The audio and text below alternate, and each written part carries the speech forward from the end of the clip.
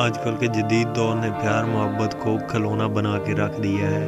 نہایت آسانی سے موبائل یا فیس بک کے ذریعے لیلی ڈھونڈنا، پھر چند روپوں کا بیلنس اغوا کر کے وصال تک پہنچنا، پھر اولاد نرینہ کی شکل میں وصولی۔ اس ساری کہانی میں نہ تو کوئی ایکشن نہ تھرل، ہاں البتہ بعض اوقات یہ دیکھنے میں آیا ہے کہ نوجوان موبائل پہ جس لڑکی کو اپنے خوابوں کی پری سمجھ رہا ہوتا ہے وہ پری نہیں بلکہ ایک لڑکا ہوتا ہے جس کا تعلق پیسے بٹور گروپ سے ہوتا ہے، جو عاشق کو ملاقات کے چانسیں دے کر اس کے پیسوں کو ہوا کر دیتا ہے۔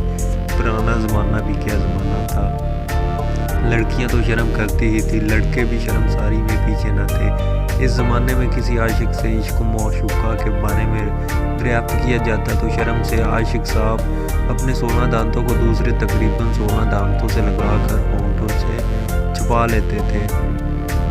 معشوقہ کا انتخاب اور اس کی طرف سے کبوتر کے منہ میں رضامندی کا خط بھی کافی وقت مانگتا تھا، اور آج کا نوجوان کیا سمجھے کہ ایک کو دعوت عشق دی تو جیسے اس کی رال بہہ گئی۔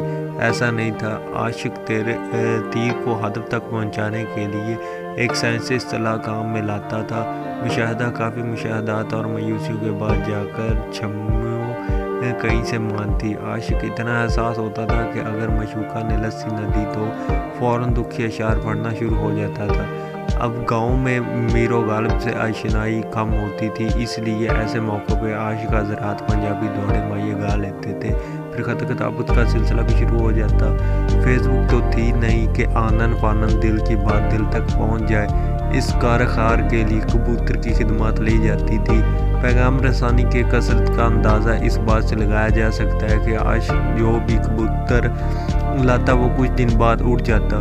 اس زمانے میں خصوصاً دیہات میں مشاقہ کم ہی ہوتا تھا، جس کی بنیادی وجہ دیہات میں کالجوں کا نہ ہونا تھا، اور اگر کرا کے کوئی مشاقہ منطقی انجام کو پہنچتا بھی تو پہلے والی شاشنائی کھو دیتا، کیونکہ دیہات میں لوگ مال مویشی رکھتے تھے اور اللہ کے فضل سے لوگوں کے اولاد بھی زیادہ ہوتی تھی۔ معشوقہ کے لیے یہ بات بہت ناگوار ہوتی کہ عاشق تو ایک سے کیا سزا سب سے کیوں ملے، اس لیے یہ معاشرہ ارینج میرج میں بدل جاتا۔ زمانہ اگرچہ بدل گیا ہے لیکن دو چیزیں نہیں بدلی، ایک معشوقہ کی یہ خواہش کہ عاشق کا خاندان چھوٹا ہو، اور دوسری عاشق کی یہ خواہش کہ سالیاں زیادہ ہو، تاکہ بوقت ضرورت ان سے بھرپور استفادہ کیا جائے۔